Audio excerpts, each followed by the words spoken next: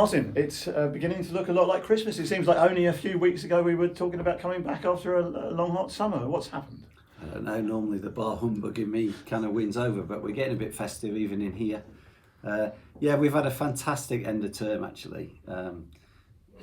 We've kept business as normal as much as we could, so the year 11s have been working right through to the end. But in the middle of that, there's been some really nice things going on as well. We've had some trips going out, rewarding students' behaviour and attendance.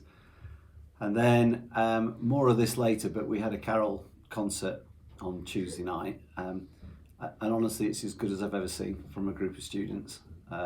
So it's been Proud Head Teacher Week this week, and even I'm beginning to feel a little bit festive. Now, we normally talk to you and you alone for these blogs. Sometimes we have a special I think guest. that's a good thing, Rick, normally. Today, we've got a whole host of guests which we'll be introducing as we go through. Or maybe you'd like to introduce our first guest, would you? Well, I'll tell you what, I will introduce our first guest. It is really nice for me to talk every week or every couple of weeks about things that go on in school. But actually, this school is about the students. So the first person I'm going to introduce to you is Archie. Archie's in year 11. Archie will tell you his story, but I think we might be in the presence of greatness. I've got high hopes that when he's about 22, 23, I'm going to get a letter through the door from Archie inviting me to fly to Tokyo or Rio or wherever the next Olympic Games are, because I think we might have a future Olympiad in our midst, but here's hoping. No pressure. Archie, the reason for Mr. Brook's optimism is based partly on the fact that you've just come back with a bronze medal from, was it the National Schools Diving Championships? ESSA National Schools Diving Championships in London. That's right. Not just London, but tell me where it was.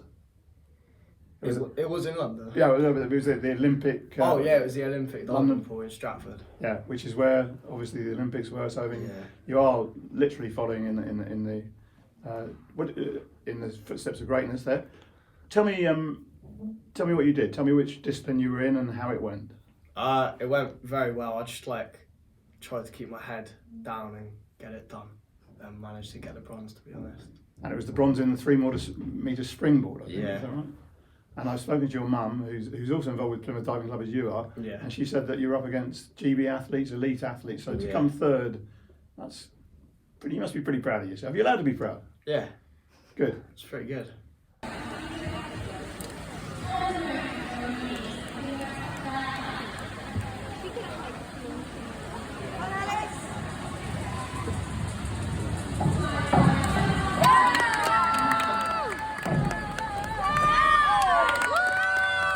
And you're back there this weekend, aren't you? What's that for?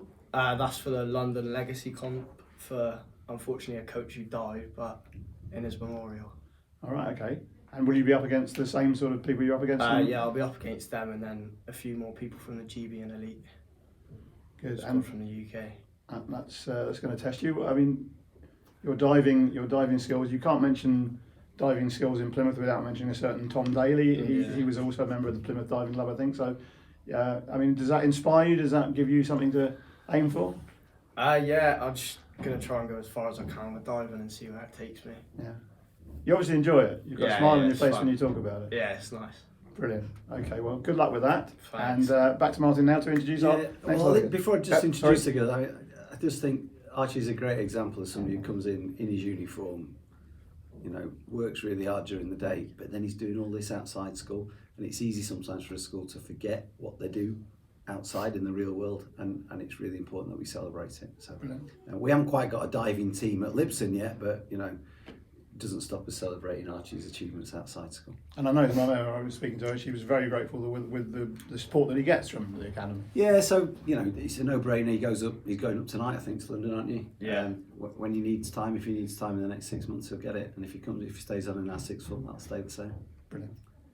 Right, let's have our next guest then. Okay, so next guest. I did some interviews in the last couple of weeks to try and identify our senior students in year 11. So this morning I've got Lilly and Gracie with me. Unfortunately, Leah's not here. These are our new senior students, and I couldn't be more pleased. I don't want head boy, head girl. I think those days are gone. Our 3 strongest candidates were girls. That's fine, 3 senior students. But I think they'll tell you more about it than I will. Good stuff. So we have Lilly on the left and Gracie on the right. Tell us why, maybe Lily, you first, why you wanted to stand, why you wanted to represent your fellow students? I wanted to be head girl because I think the title is like very well known. Like, not that I'm trying to be like big headed or something, but it's like nice to be known as someone that like people can look up to in the school. And like if there's like problems that people don't want to speak about, like we're the kind of people that people will go to instead of Mr. Brook if they're too scared. I'm not too scared of it. Gracie, tell us a little bit about the process that got you to where you are. So we had an assembly first of all to like tell us about the roles and stuff, and we had to write like a letter of application, and then that was sent to Mr. Brook. Was it? Yeah. Yep. And then And I read it. Yeah. And then we got interviewed, which was very scary, but you know we all did it. And yeah, then we all got phone calls, and then telling us that we got the role. So yeah. Okay, so you talk about the role. Lily, tell us what that's going to be like. What's that going to happen? Well, the role was just like we have obviously like we obviously have weekly meetings of what we want to achieve like term wise, because we don't want to have long term goals. We have short term goals so we achieve more, and then like we'll have like probably monthly meetings with Sarah to try and get those achievements done. But yeah. Bit of a role with the prom as well towards the end of the year. So we've been starting to talk about that prom. So we've been sending out Google forms for what people want a theme and like what they actually want at prom. So yeah. And one of the other things they'll do, Rick, is they'll talk instead of me or with me when we've got things like Year 6 parents' evenings and options evenings, because I think it's really good for parents to hear it from them rather than just my kind of sanitized version of it sometimes.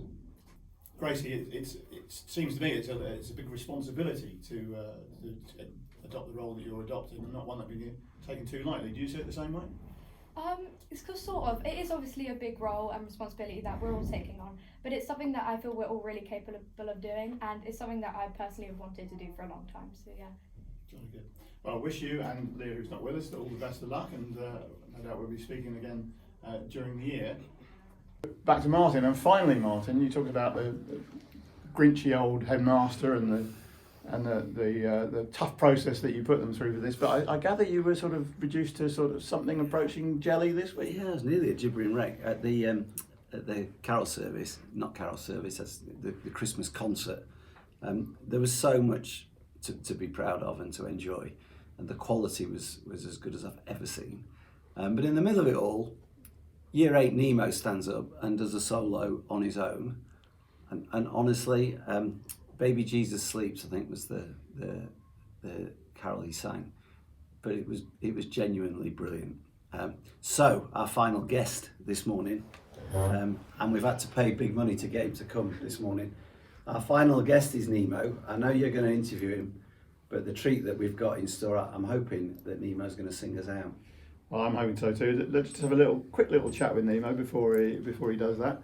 Nemo, I mean, there's been quite a few pupils at this school, I'm sure, who've reduced Mr. Brook to tears over the years, but not through singing. What do you think about that? Honestly, I don't really know. Okay, but he's paid you a huge compliment there. He said that you were a star, not the star, a star of the show. I mean, have you been singing long? Yes, I did sing some minor solos at my old school, and they were fun. I don't know why. Singing, just something about it just gives me really a lot of passion. That's really good, and it's something you want to carry on doing, presumably. Yeah. And the facilities here at Lipson, are they good for singers? Are they good for musicians? Yes, very, very good. We have all the equipment, say, for outside singing as well, like saxophones and trumpets. The teachers are really great with Mr. Twyman and Mr. Martins. They get the job done. Brilliant, okay. What was nice, Rick, and you picked it out with Archie about he looks as though he's looking forward to it, and looks as though he enjoys it. It was exactly the same with Nemo. Yeah. What most of us, we were talking earlier, weren't we? Would be a really high pressure situation. He kind of stands up there with a smile on his face and just shrugs his shoulders and gets on with it. Good. Which is really nice. Well, he's going to get on with it now, I think, isn't he? As a special treat for everyone watching this video, and for everyone who's watched all our videos throughout the year, you're going to do a little chorus all on your own. So, in your own time. We wish you a Merry Christmas, we wish you a Merry Christmas, we wish you a Merry Christmas and a Happy New Year. Nemo, thank you very much. Brilliant. Merry Christmas and a Happy New Year.